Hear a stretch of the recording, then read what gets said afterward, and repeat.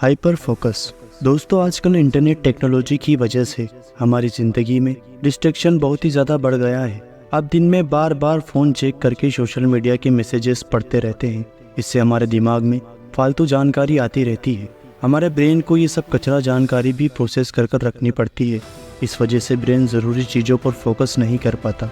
लेकिन आज की इस वीडियो में हम जिस बुक के बारे में आपसे बात करने वाले हैं, उस बुक को पढ़कर और उस बुक को सुनकर आप सिर्फ फोकस करना ही नहीं बल्कि हाइपर फोकस डेवलप करना भी सीख जाएंगे। इस बुक के लेखक हैं क्रिस बेली। क्रिस बेली का जन्म 1990 में हुआ था। ये एक कैनेडियन लेखक है और एक उत्पादक सलाहकार भी हैं। तो आइए दोस्तों, इस बुक के चैप्टर फर्स्ट की शुरुआत करते हैं। Hyper focus chapter number 1, switch off auto pilot mode. हम बहुत से काम बिना सोचे ही करते रहते हैं। हमें उनकी आदत लग गई होती है। इसे ही ऑटो पायलट मोड कहते हैं।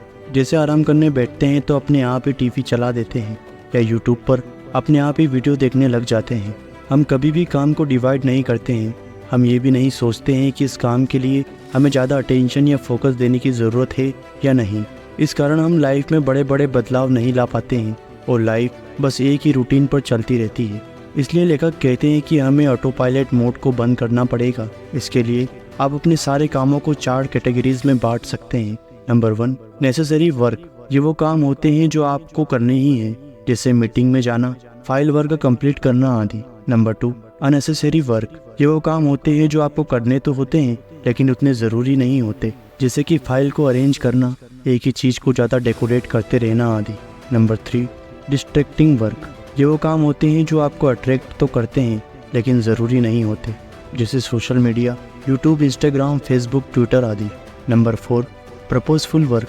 ऐसे काम जिनमें आपको अपनी क्रिएटिविटी दिखाने का मौका मिलता है और जिन्हें करने से आपको खुशी भी मिलती है, जैसे कोई ब्लॉग पोस्ट लिखना, ग्राफिक डिज़ाइनिंग करना, फ्रीलांसिंग करना या फिर नॉवेल राइटिंग आदि हो सकते हैं। इन सब कामों में आपको सबसे ज़्यादा फोकस प्रपोजफुल वर्क में लगाना चाहिए। इसके लिए आपको टाइम के वो घंटे देने चाहिए जब आपकी एनर्जी मैक्सिमम रहती हो। बाकी के काम आप उस समय कर सकते हैं जब आपकी एनर्जी कम होती है। Chapter number 2, enhance your attention. हर आदमी की चीज़ों के प्रति अटेंशन अलग होती है। कुछ चीज़ों पर हम ज़्यादा ध्यान देते हैं और कुछ पर कम। आप अपनी अटेंशन उन चीज़ों को ज़्यादा दें जो बेहद ज़रूरी है। अटेंशन बढ़ाने के लिए ये तरीके आप इस्तेमाल कर सकते हैं। बोरिंग टॉपिक को इंटरेस्टिंग बनाने की कोशिश करें। आप खुद से ही क्रिएटिव क्वेश्चन पूछ सकते हैं। नंबर 2, ये अज्यूम करें कि आप एक स्पीकर हैं और आप उस कॉन्सेप्ट या काम को खड़े होकर दूसरों को कैसे समझाएंगे। उससे आपका दिमाग एक्टिवेट हो जाएगा और जो भी काम आप कर रहे हैं उसके प्रति ज़्यादा क्रिएटिव हो जाएगा और उस पर ज़्यादा ध्यान देने लग जाएगा। ऐसे ही किसी लेक्चर के दौरान भी आप कर सकते हैं। सोशल मीडिया आदि में आपको हाइपर फोकस की ज़रूरत नहीं पड़ती है। Chapter number 3, stages of hyper focus. किसी भी काम के दौरान हाइपर फोकस बढ़ाने की ये 4 स्टेजेस होते हैं। Number 1, choose. सबसे पहले उस ऑब्जेक्ट को चूज़ करें जिस पर आपको हाइपर फोकस बढ़ाना है। Number 2, eliminate. इसके बाद सारी डिस्ट्रैक्शन को हटा दें। Number 3, focus. अब सारा ध्यान उस ऑब्जेक्ट पर देना शुरू कर दें। अगर स्टडी कर रहे हैं तो हर लाइन को एनालाइज करें कि क्या कहा जा रहा है। चीज़ों को इमेजिनेट भी कर सकते हैं। Number 4, refocus. ध्यान अगर भटक जाए तो जल्दी से उसे वापस ले आएं। Chapter number 4, remove distraction. कई बार ज़रूरी काम करते समय बहुत सी डिस्ट्रैक्शन आती रहती है। इन्हें हटाने के लिए ये तरीके आप इस्तेमाल कर सकते हैं। नंबर 1, आजकल के ज़माने में फ़ोन सबसे बड़ी डिस्ट्रैक्शन का कारण बना हुआ है। ये 24 घंटे हमारे साथ रहता है और कभी भी किसी का भी कॉल आ जाता है और इससे आपका फोकस भटक जाता है। इसलिए आप जब भी काम या पढ़ाई करते रहें तो अपने फ़ोन को अपनों से दूर रखें या फिर इसे साइलेंट मोड पर डाल कर रखें। नंबर 2, हर दिन हमें तरह तरह की ईमेल आती रहती है। उन्हें पढ़ने से आपके दिमाग में तरह तरह के विचार आने लगते हैं या आप उनका रिप्लाई देने लग जाते हैं। इससे आपका बहुत सा टाइम वेस्ट हो जाता है। इसलिए फालतू की वेबसाइट को अनसब्सक्राइब कर दें और मेल्स के लिए 5 मिनट रूल बनाएं। सारी मेल से 5 मिनट में ही पढ़ें और जो ज़रूरी नहीं हो उन्हें उसी समय डिलीट कर दें। नंबर 3, छोटी छोटी चीज़ों के लिए मीटिंग की ज़रूरत नहीं होनी चाहिए। ऐसी मीटिंग्स ना खुद रखें और ना ही उनमें जाएं। इससे आपका बहुत सा टाइम और एनर्जी बच जाएगी जिसे आप ज़रूरी कामों में लगा सकते हैं और अपने वर्क को जल्द से जल्द कंप्लीट कर सकते हैं। Chapter number 5, hyper focus as habit. आपको अपना फोकस बढ़ाने की आदत बनानी पड़ेगी। हर दिन 3 कामों की लिस्ट बनाएं और उन पर पूरा फोकस देने की कोशिश कीजिए। जैसे 20 मिनट एक्सरसाइज करने का गोल बनाइए। इसके बाद आप हर डिस्ट्रैक्शन को हटा दीजिए और पूरा फोकस उस काम को दीजिए।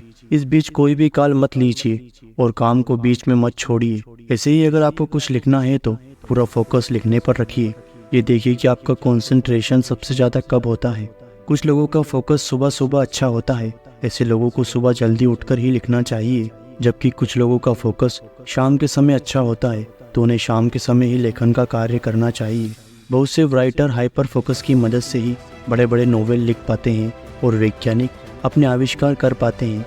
वे अपनी दुनिया में ही मगन रहते हैं, वे उसी काम में लीन हो जाते हैं। क्योंकि दोस्तों से गप्पे हाँकने से भी आपकी एनर्जी बर्बाद होती है और आपके दिमाग में फालतू विचार भी बढ़ते रहते हैं। इसलिए अगर कुछ क्रिएटिव करना है तो अकेले खुश रहना सीख लीजिए। Chapter number 6, scatter focus. दोस्तों, ये किताब वैसे तो हाइपर फोकस पर है, लेकिन इस चैप्टर में लेखक ने एक और इंटरेस्टिंग फोकस के बारे में बात की है, जिसे स्केटर फोकस कहा जाता है। जिसका अर्थ है कि कभी कभी हमें अपने दिमाग को भटकने देना चाहिए और उसे फॉलो भी करना चाहिए। कई बार हमारा दिमाग डे ड्रीमिंग करने लगता है, वो अपनी कल्पना की दुनिया में खो जाता है, वो अपने ख्वाबों को पूरा करने के रास्तों को ढूंढने लगता है।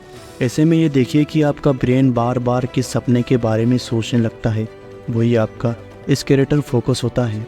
उसे नोट कर लीजिए और उस पर हाइपर फोकस लगा दीजिए। जैसे अगर आप बार बार कोई ब्लॉग शुरू करने की सोचते रहते हैं तो उसे लिख लीजिए और फिर पूरा फोकस ब्लॉग शुरू करने पर लगा दीजिए। Chapter number 7, recharge your brain. बहुत बार कोई कॉम्प्लेक्स कार्य करते हुए हमारा दिमाग थक जाता है। इससे हमारा फोकस हिल सकता है और हम उस कार्य को अच्छे से नहीं कर सकते। ऐसे ही कई बार पढ़ते पढ़ते हम ऊब जाते हैं और ऐसा लगता है कि कुछ भी दिमाग में नहीं जा रहा। ऐसे में आपको अपने ब्रेन को फिर से रिचार्ज करना होगा। दरअसल ज़्यादा देर तक दिमाग के कार्य करते रहने से हमारे न्यूरोट्रांसमीटर आदि खत्म हो जाते हैं और हम अपने काम पर फोकस नहीं कर पाते। इसलिए हमेशा 45 मिनट के बाद ब्रेक लेते रहें। किसी गार्डन, पार्क या जंगल में वॉक पर जा सकते हैं। मेडिटेशन करके स्ट्रेस को दूर रखें। ड्राई फ्रूट्स जैसे बादाम, अखरोट, काजू आदि खाएं जो दिमाग के लिए अच्छे होते हैं। आप म्यूज़िक भी सुन सकते हैं। हॉबीज़ को समय देकर खुद को रिलैक्स कर लें। इन सब से आपका दिमाग फिर से तरोताज़ा हो जाएगा और आप अगले घंटे फिर से हाइपर फोकस के साथ काम कर सकेंगे। Chapter number 8, connecting dots. कई बार हमारे दिमाग में कोई प्रॉब्लम चल रही होती है और हमें उसका कोई सॉल्यूशन नहीं मिलता। ऐसे में हमें हाइपर फोकस का इस्तेमाल करना चाहिए। सबसे पहले प्रॉब्लम्स के सभी पहलुओं को लिख लीजिए। इसके बाद एक हफ्ते का समय दीजिए और उस प्रॉब्लम से रिलेटेड जो भी सॉल्यूशन आदि दिमाग में आए उन सबको भी नोट करते रहिए। इसके बाद नई इन्वायरमेंट में जाइए, नए लोगों से मिलिए या यूट्यूब आदि से प्रॉब्लम से रिलेटेड नया ज्ञान हासिल कीजिए और अंत में सारे डॉट्स को कनेक्ट कर दीजिए। जिससे अगर किसी को बॉलीवुड एक्टर बनना है तो वो सोच सकता है कि ऑडिशन कैसे देना है, लेकिन फोकस बनाकर सोचे तो ये भी सोच सकता है कि पहले किसी भी डिपार्टमेंट में छोटा सा काम कर ले, जिसके बाद कोई नेटवर्क बनाए और बाद में अपने लिए एक रोल हासिल करे। तो इस तरह हाइपर फोकस आपको क्रिएटिव भी बना सकता है, जिससे आप अपनी लाइफ की हर प्रॉब्लम्स को सोल्व कर सकते हैं। Chapter number 9, collecting dots. कई बार हमें प्रॉब्लम्स के बिंदु डॉट से जोड़ने ही नहीं बल्कि नए बिंदु भी चाहिए होते हैं। जैसे ऊपर के एग्जाम्पल में अगर किसी को एक्टर बनना है तो उसे और भी जानकारी इकट्ठी करनी चाहिए। जैसे बॉलीवुड में ऑडिशन कहाँ होते हैं, फिल्म इंडस्ट्री के लोग कौन से रेस्टोरेंट में खाना खाने या कौन से बार में जाते हैं या कौन से जिम में एक्सरसाइज करते हैं, उनके माइंड्स आदि कहाँ रहते हैं और उनसे दोस्ती कैसे की जा सकती है। किसी एक्टिंग स्कूल के ज़रिए कैसे कॉन्टेक्ट बनाए जा सकते हैं। ट्रेड मैगजीन्स या यूट्यूब आदि से आप कैसे फिल्म इंडस्ट्री की जानकारी ले सकते हैं। जब किसी एस्पिरेंट के पास ये सारी जानकारी या डॉट्स हो जाएं तो फिर उन्हें जोड़ना बहुत ही आसान हो जाएगा और सक्सेस के चांसेस दूसरों के मुकाबले कई गुना बढ़ जाएंगे। उसके बाद आपको सिर्फ ऑडिशंस पर ही उम्मीद लगाने की ज़रूरत नहीं पड़ेगी। इसलिए हर प्रॉब्लम के ऊपर, नीचे, आगे, पीछे और चारों ओर के पहलुओं पर भी ध्यान देना चाहिए। इससे सॉल्यूशन जल्दी मिल जाते हैं। Chapter number 10, distress with gratitude. अपनी खुशी के लिए काम करें, इससे आपका फोकस अपने आप ही अच्छा होगा। हर दिन सोने से पहले यूनिवर्स का ग्रेटिट्यूड आभार माने, उसे थैंक यू बोलें, उससे कहें कि इतना अच्छा दिन देने के लिए आपका धन्यवाद, सनलाइट के लिए धन्यवाद, ऑक्सीजन के लिए धन्यवाद और मुझे फूड खिलाने के लिए भी धन्यवाद। हम यूनिवर्स से हर चीज़ लेते हैं, बदले में उसे कुछ नहीं देते, इसलिए उसे थैंक यू तो बोल ही सकते हैं। तो उसे थैंक यू बोलकर अपना ग्रेटिट्यूड उसके सामने जाहिर करें। इससे आपको ये भी लगेगा कि आपके पास सब कुछ है और आपके अंदर खुशी का संचार होगा। इसके अलावा आप हर दिन डायरी भी लिख सकते हैं। इससे आपको अपनी ज़िंदगी के बारे में क्लियरिटी मिलना शुरू हो जाएगी। और आंखें बंद कर ध्यान लगाएं और हमें बनाने वाले का शुक्रिया करें। साथ ही जब भी मौका मिले दूसरों की हेल्प करते रहें।